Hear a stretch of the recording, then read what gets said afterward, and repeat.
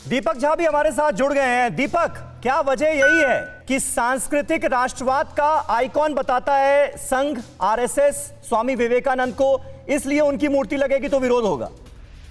देखिए समीर जी, संघ क्या है? संघ कुछ भी नहीं है। संघ एक प्रोपोगेंडा करता है।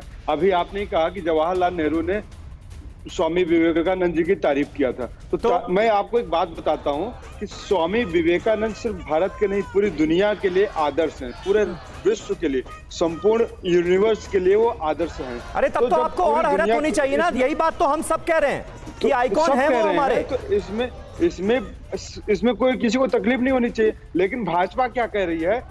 स्वामी विवेकानंद ने कहा था उत्तिष्ठ जागृत प्राप्त ब्रह्म निबोधात। लेकिन भाजपा का इसमें क्या है? उठो जागो, और जब तक सत्ता ना मिले तब तक राष्ट्र के जितने संत पुरुष हैं, राष्ट्र में धर्म है, सब पे खिलवाड़ करो। तो भाजपा सत्ता पाने के लिए उठ रही है, जाग रही है, स्वामी विवेकानंद की पूजा कर रही है। अरे स्वामी विवेकानंद को आप पूरी दुनिया में मूर्ति लगाइए, पूरे देश में लगाइए, हर यूनिवर्सिटी में लगाइए। लेकिन भाजपा के लोग जरा ये बताएं, पिछले 6 सालों में नरेंद्र मोदी जी ने कितनी चारू प्रज्ञा, इस सवाल का जवाब दीजिए। क्या ये, देखिए बंगाल में चुनाव भी आने वाले हैं, एक बार फिर स्वामी विवेकानंद पर चर्चा हो रही है, बहस हो रही है, वो जेएनयू जो कि लेफ्ट का किला माना जाता है पिछले 51 सालों से, तो कहीं ये एक तीर से दो निशाने की कोशिश तो नहीं है बीजेपी की?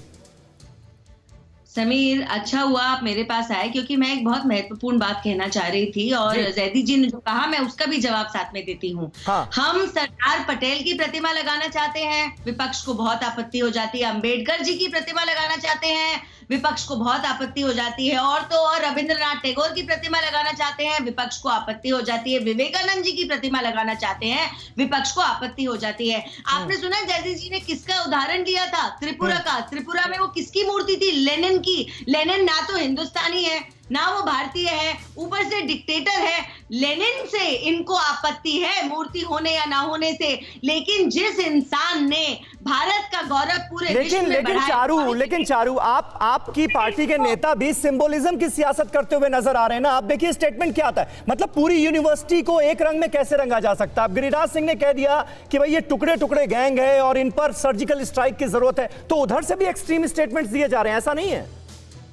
देखिए, मैं एक बात बहुत ही साफ और स्पष्ट रूप से कहना चाहती हूँ। जो टुकड़े टुकड़े गैंग है, वो चाहे थोड़े से हो या ज्यादा से हो, उनको एड्रेस करना तो जरूरी है ना। मैंने ये कभी भी नहीं कहा कि जेएनयू में सारे के सारे लोग टुकड़े टुकड़े गैंग के हैं। जेएनयू बहुत ही अच्छी यूनिवर्सिटी है, जेएनयू का बहुत नाम है, और वो इसीलिए है क्योंकि वहां अच्छे लोग भी रहते हैं, अच्छे लोग भी पढ़ते और पढ़ाते हैं। लेकिन ये कुछ जो एंटी सोशल एलिमेंट्स हैं, वो जेएनयू की बदनामी ना ही पूरे देश में करते हैं, वो पूरे विश्व में जेएनयू की बदनामी करते हैं। ठीक है जैदी साहब, ऐसे लोगों का विरोध होना चाहिए या नहीं होना चाहिए? 10 सेकंड में।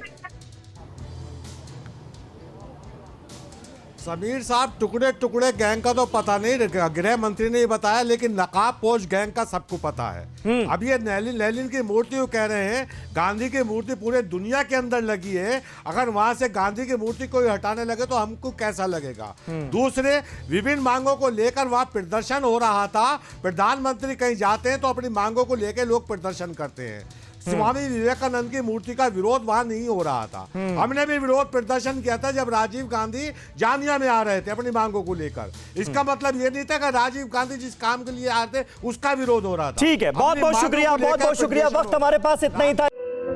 धुआं धुआं सा ये शहर क्यों दिखता है? सुना है बाजार में धुएं का सामान बिकता है।